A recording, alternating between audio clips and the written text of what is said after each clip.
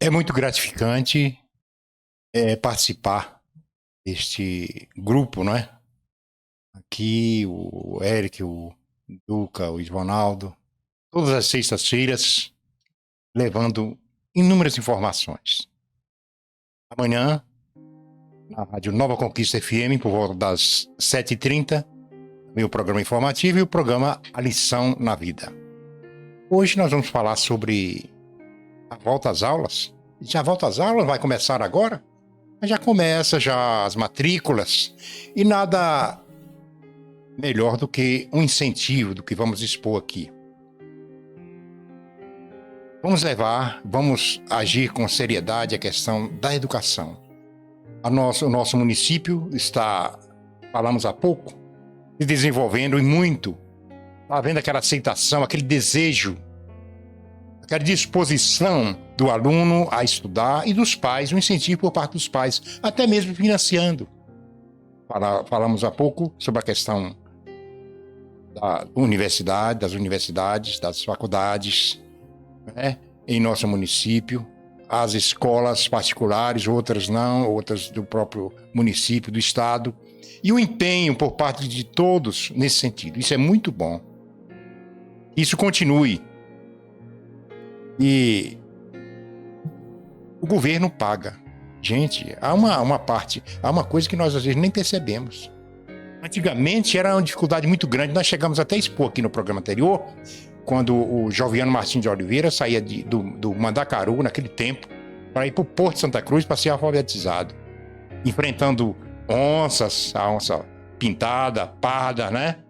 Nas estradas. É interessante, né? Hoje o governo paga, o ônibus vai, pega o aluno, leva para a escola, torna a retornar, não é? E esse convívio é importante porque ele passa a turmar, não é? Tem aquela convivência com seus colegas, etc.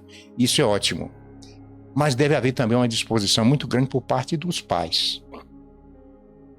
Os pais devem se empenhar nesse sentido.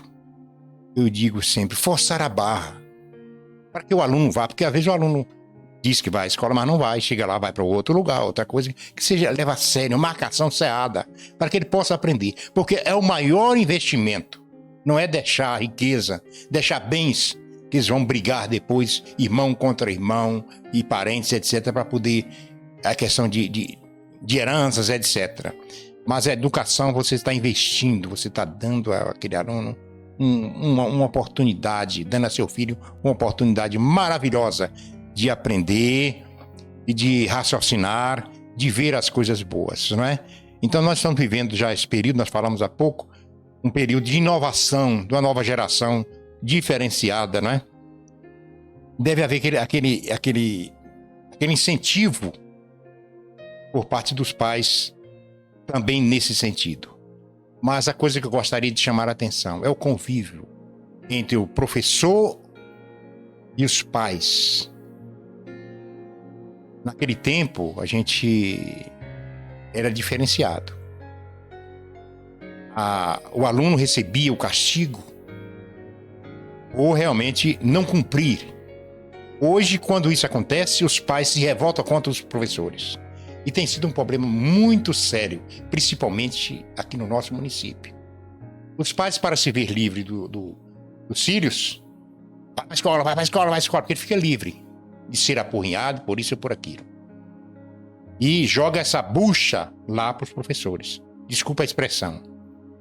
O professor convive hoje na sala de aula, vocês podem ver, e eu acredito que os professores que estão me ouvindo aqui sofrem bastante com muitos alunos que não levam a sério. Muitos levam, mas muitos que não levam. A situação é muito difícil. E quando acontece alguma coisa, de uma briga, discussão ou qualquer coisa assim, os pais que antes não tomavam conhecimento, vai lá brigar com os professores, vai reclamar com os professores, mas de maneira grosseira. Então essa coisa eu acho que estamos vivendo um período totalmente que não bate. Eu são 6 filhos, criei 6 filhos, todos vivos, e uma neta. A neta é filha do Eltão. Ela tem Nós pegamos para criar com 1 ano. Bebê, não é? E eu digo a vocês, quando eles brigavam lá na escola, ou mesmo fora, e chegavam em casa, eles apanhavam. Esse foi o ritmo, apanhavam. Ah, mas eu estava certo. Quem buliu comigo foi fulano. Mas ele apanhava. Não quero nem saber. Todos eles foram criados assim, estão vivos, eles podem testemunhar, se estão me ouvindo, vão testemunhar o que eu estou dizendo. Nunca dei razão ao filho. Eles aprontam, chegam em casa, contam uma versão diferente e condenam o professor. É o que acontece. Então você vai retornar às aulas, de volta às aulas, mas esta é a mensagem que eu passo para você.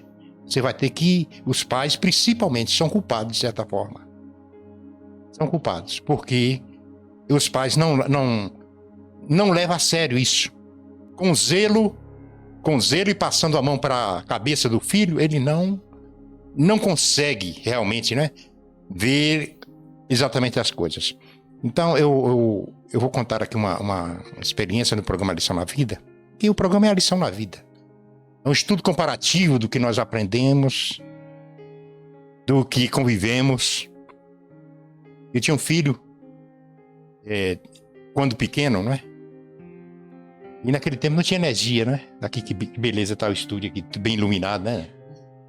Naquele tempo não tinha, outro tempo difícil, né? Então eu colocava o querosene no fifó e aquele candeeiro, né?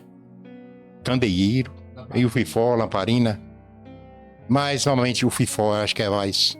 E eles criavam uma bolinha assim de coisa assim, talvez movido pelo próprio combustível, né? E ele colocava o dedo. E passa mês, mas não coloque não. Ele botava o dedo.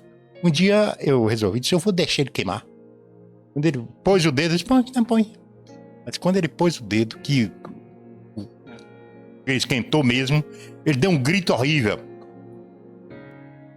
E eu percebi que depois ele jamais colocou o dedo ali. Às vezes Deus nos faz a mesma coisa. Permite para que a gente possa aprender a realidade das coisas. A nossa teimosia nos leva a pontos ruins. Nos leva à ignorância.